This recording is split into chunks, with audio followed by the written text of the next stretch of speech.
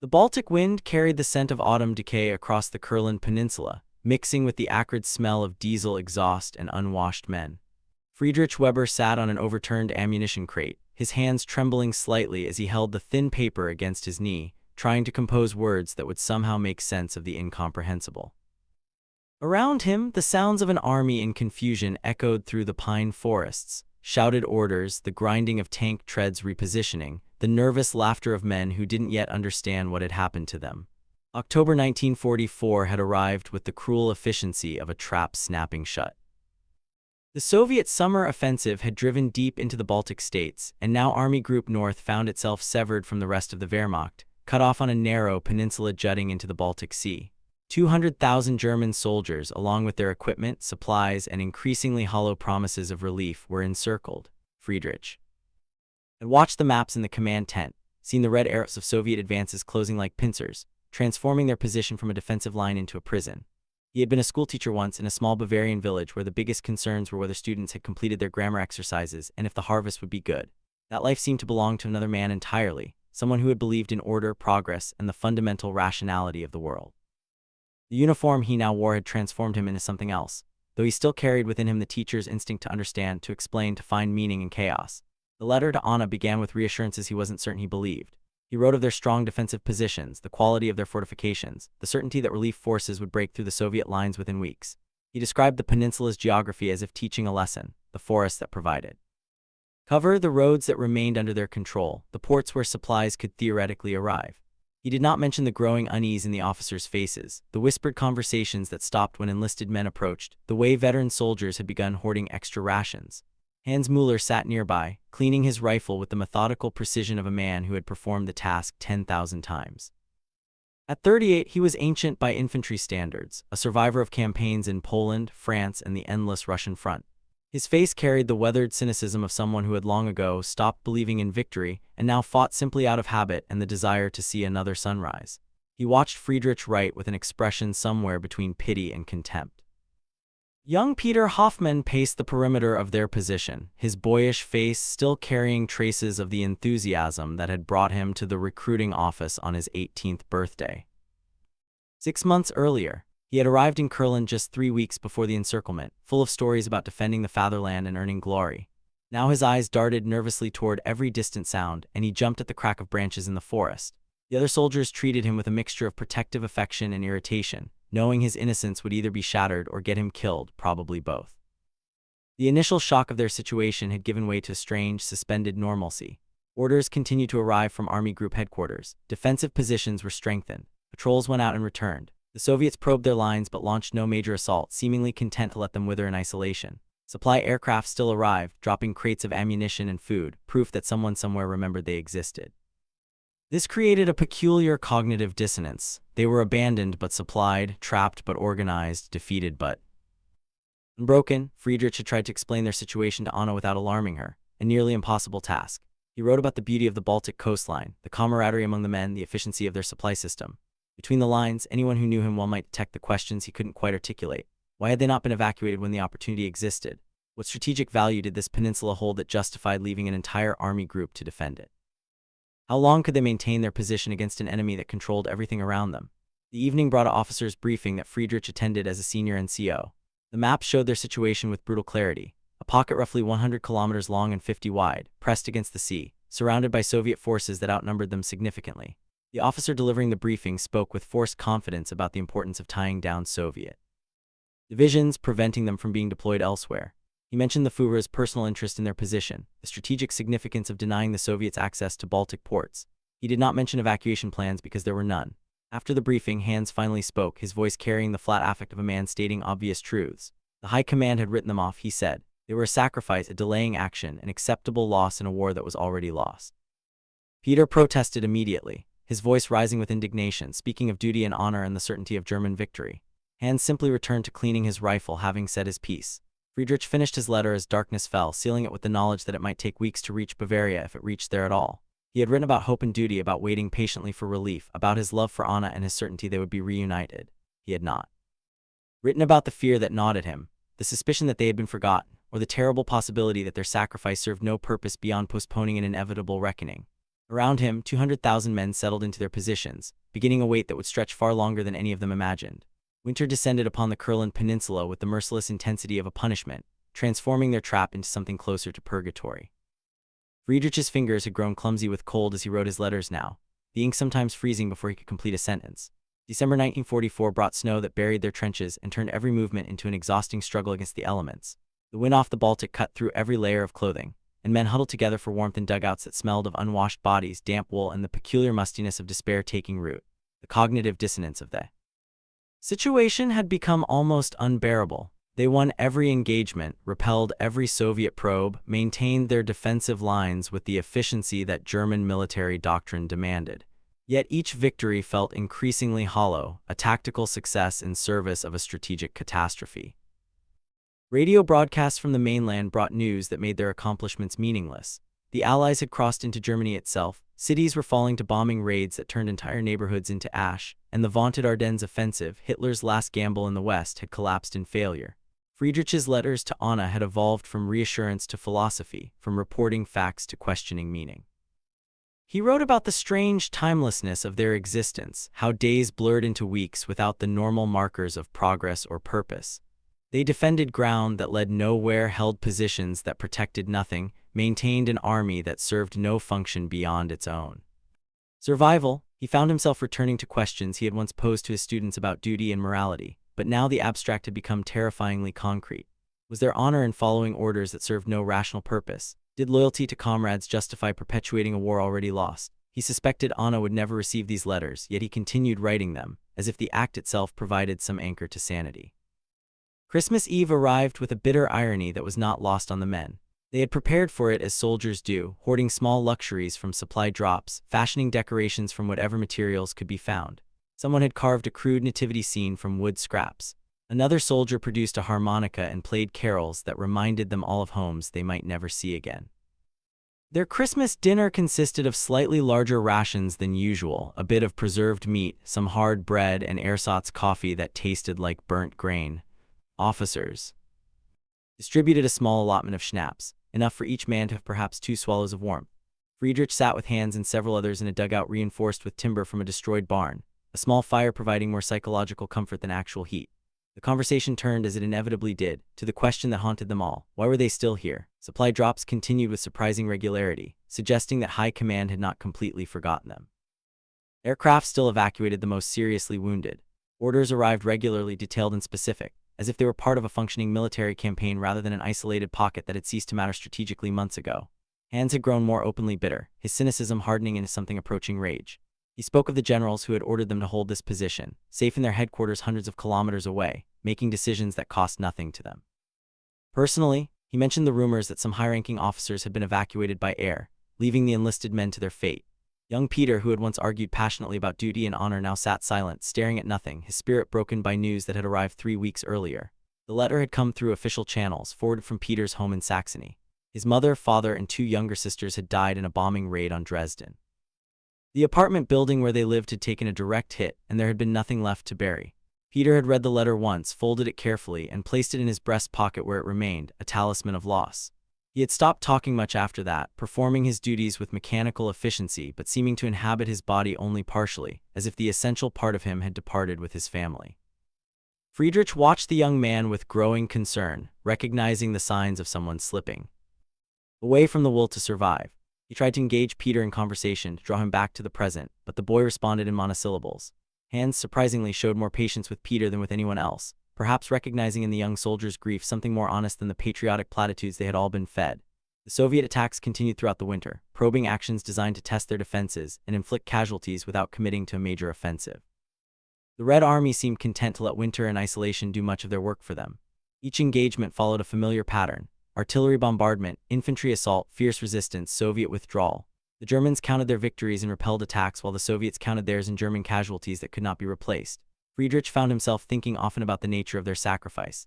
In his letters to Anna, he tried to articulate the mathematics of their situation. They were tying down Soviet divisions, preventing them from being deployed elsewhere, but to what end? Germany was collapsing on all fronts. The war was lost by any rational assessment, yet they continued fighting because orders demanded it, because military discipline required it, because the alternative was unthinkable. He wrote about the conversations in the dugouts, the debates that raged among men who had too much time to think and too little hope to sustain them. Some argued that their duty was to the men beside them, that loyalty to comrades transcended questions of strategic purpose. Others maintained that they were buying time for civilians to evacuate from the east, protecting them from Soviet advance. A few still believed in ultimate victory, though their arguments grew increasingly desperate and detached from reality. Hans argued that they fought simply because they were soldiers and soldiers fought, that seeking meaning in their situation was a fool's errand. Friedrich found himself unable to settle on any answer that satisfied him, suspended between competing truths that could not be reconciled.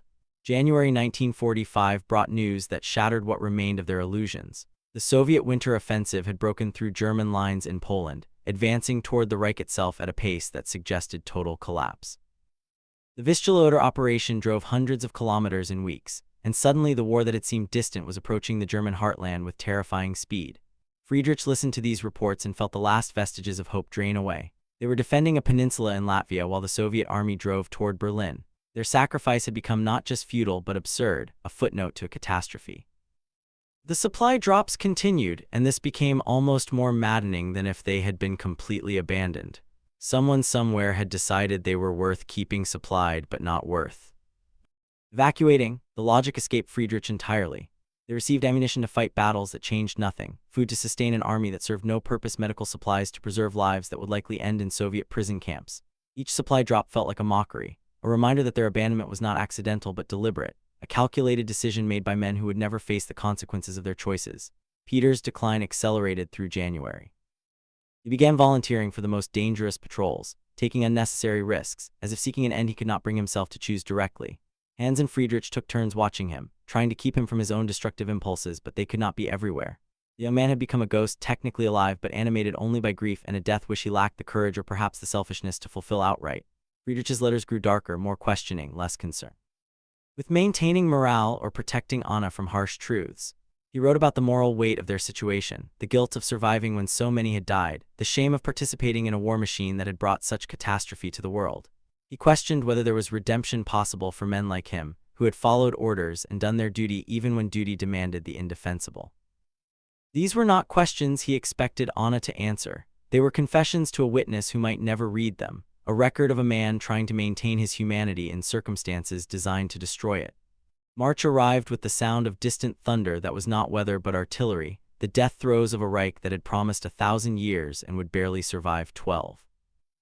Friedrich sat in the command dugout, listening to radio reports that seemed to describe events from another world entirely, a nightmare unfolding hundreds of kilometers away while they remained frozen in their irrelevant corner of the war. Berlin was under siege. The capital of the Third Reich, the city that had sent them to this forgotten peninsula, was being strangled by Soviet armies that had crossed the Oder River and now fought street by street through suburbs that had once seemed invincible. The letters Friedrich wrote to Anna had transformed into something between prayer and confession, philosophical inquiries addressed to a woman he suspected would never read them. He wrote about the peculiar madness of their situation, how they continued to maintain military discipline and defensive positions while the nation they defended ceased to exist. He described the surreal quality of morning formations, where officers read orders from a high command that might no longer exist, directing operations for an army that had become strategically meaningless. The words flowed from his pen with increasing desperation, as if by writing he could impose some order on the chaos, find some meaning in the absurdity. April brought news that shattered what remained of their collective delusions. Hitler was dead, a suicide in his bunker while Berlin burned around him. The announcement came through official channels, dressed in euphemistic language about the Führer falling in battle against Bolshevism, but the truth leaked through quickly enough. The man who had sent them here, who had forbidden their evacuation, who had demanded they hold this worthless ground, had taken his own life rather than face the consequences of his decisions. Friedrich felt something break inside him when he heard, not grief but a terrible clarity about the nature of their sacrifice. Yet the orders continued to arrive: fight on, maintain positions, resist to the last. The military bureaucracy continued functioning even as its purpose evaporated, generating directives that demanded they keep fighting for a nation that had already fallen. The cognitive dissonance had become so extreme it induced a kind of collective madness. They were an army that had not been defeated, defending territory that no longer mattered for a government that had ceased to exist. Some men laughed at the absurdity, others wept. Most simply continued following orders because the alternative required a kind of courage they no longer possessed. Hans had stopped even pretending to believe in anything beyond immediate survival. He spoke openly now about the betrayal they had suffered, the criminal stupidity of commanders who had sacrificed them for nothing. His words would have earned him a firing squad earlier in the war, but discipline was fraying as reality became undeniable. Officers who might once have reported such talk now listened in silence, perhaps recognizing truth when they heard it. The hierarchy that had sustained them was dissolving, replaced by a grim solidarity of the abandoned. Peter's situation had deteriorated beyond what Friedrich could ignore. The young man had stopped eating properly, stopped maintaining his equipment, stopped engaging with the world around him in any meaningful way. He performed his duties mechanically, a ghost going through motions that no longer held significance. Friedrich tried to reach him, speaking about survival, about returning home, about the possibility of rebuilding after the war ended. Peter listened with empty eyes and said nothing, his silence more eloquent than any words. The attempt came on a gray morning in late April, when fog rolled in from the Baltic and visibility dropped to a few meters. Peter simply walked away from his position, heading west through the German lines toward the Soviet positions beyond. He was not trying to fight his way through. He was not attempting a clever escape. He was deserting, choosing to take his chances with the enemy rather than continue the charade of defending nothing for no one. He made it perhaps 200 meters before the military police caught him. They had been watching for desertion attempts, knowing that as the end approached, more men would choose to abandon a cause that had already abandoned them. They brought Peter back in chains, his face showing neither fear nor regret, only a kind of peaceful resignation. The trial, if it could be called that, lasted less than an hour. The sentence was predetermined by regulations that had been written in a different era, when the Reich still seemed eternal and desertion was the ultimate betrayal. Friedrich volunteered to be part of the firing squad, hoping somehow his presence might provide comfort, though he knew this was a delusion.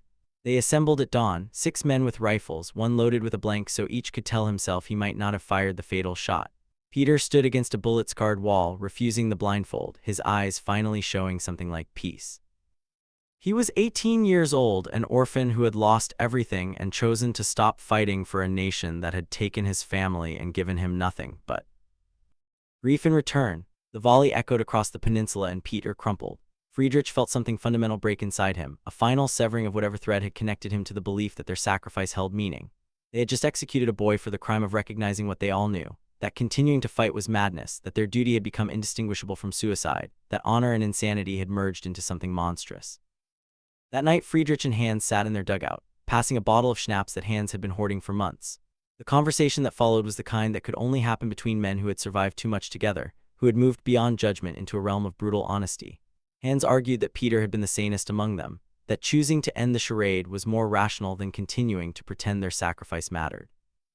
Friedrich found himself unable to disagree, yet he could not quite accept the logical conclusion of that argument.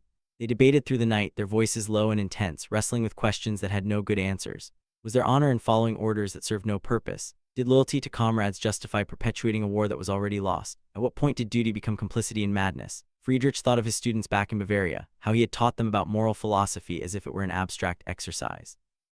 Now he understood that morality was not about clear principles, but about impossible choices in situations where every option carried unbearable weight.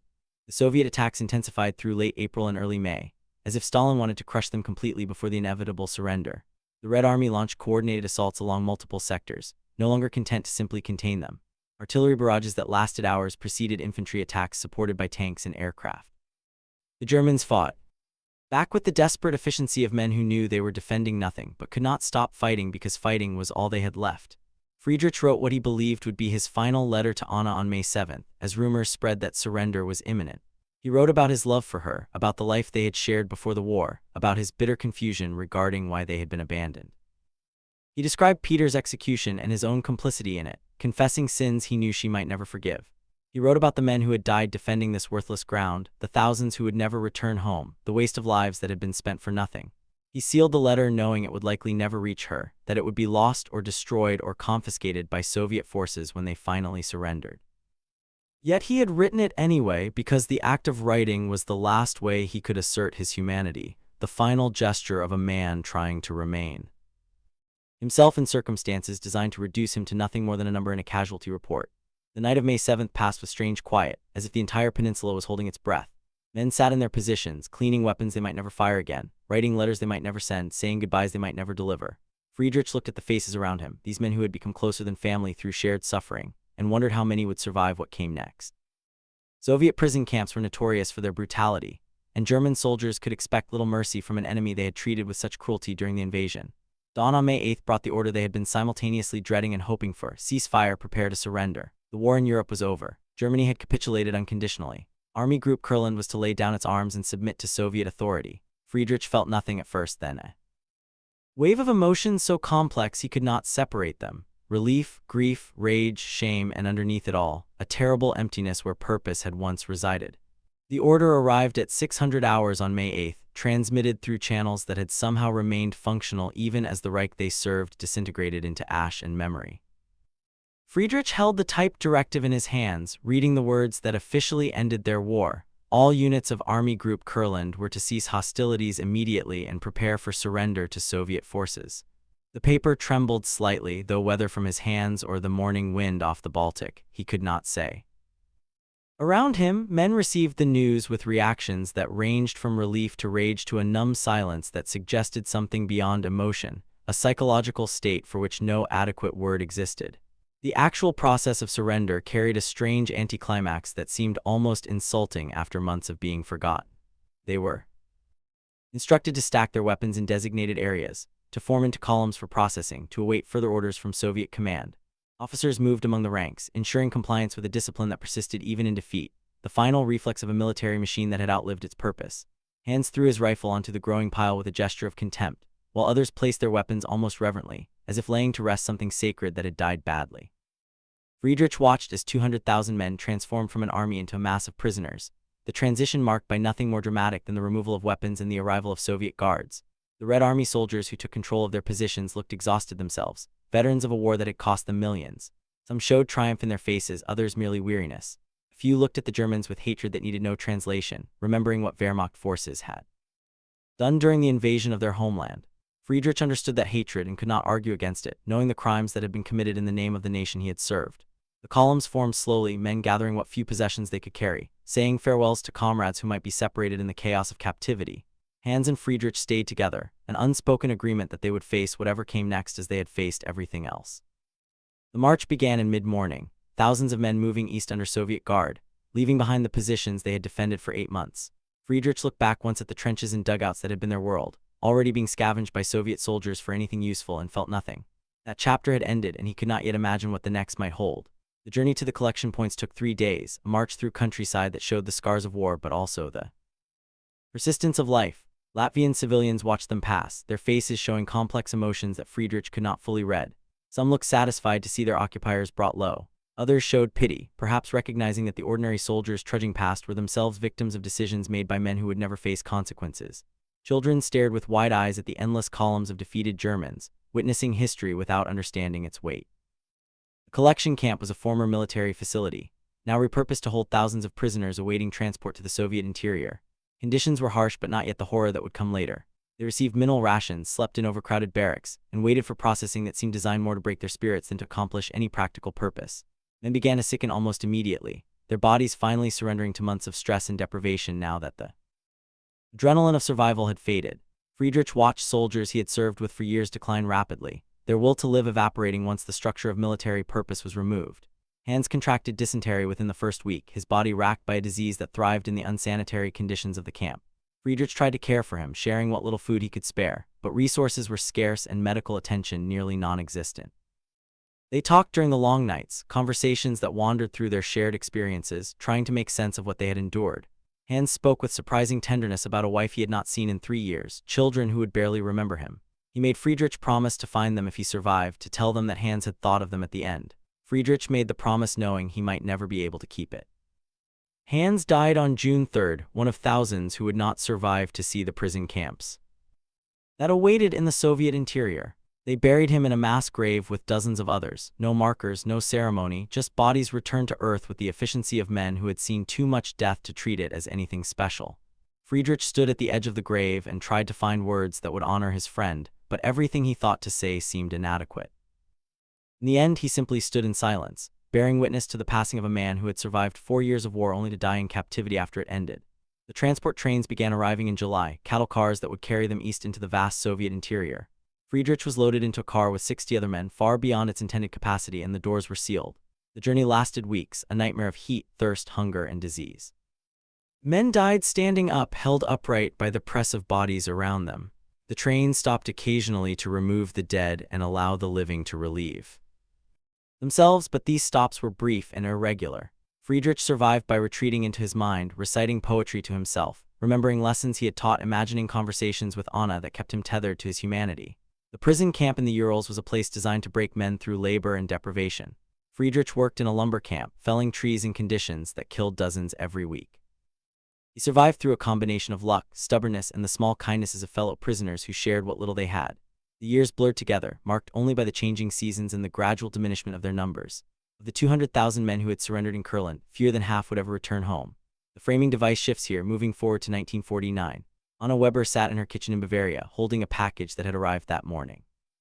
Inside were letters, dozens of them, written in Friedrich's hand, but only now delivered through channels she did not fully understand. She read them in order, following her husband's journey from hope to despair to a kind of philosophical acceptance. She wept at his descriptions of Peter's execution, raged at the abandonment he described, and felt her heart break at his final letter, written in the belief she would never read it. But she would read it because Friedrich had survived. The notification came 3 weeks after the letters, a telegram informing her that her husband was among those being repatriated. She met him at the train station on a cold November morning, barely recognizing the gaunt figure who stepped onto the platform. He was 40 pounds lighter than when he had left, his hair had gone gray, and his eyes carried a distance that suggested he had seen things that could not be shared. But he was alive, and when he saw her, something in those distant eyes flickered back to life. They rebuilt slowly, carefully, two people learning to know each other again after years of separation and trauma. Friedrich returned to teaching, finding solace in the routine of lessons and the innocent questions of children who had not yet learned about the capacity for human cruelty.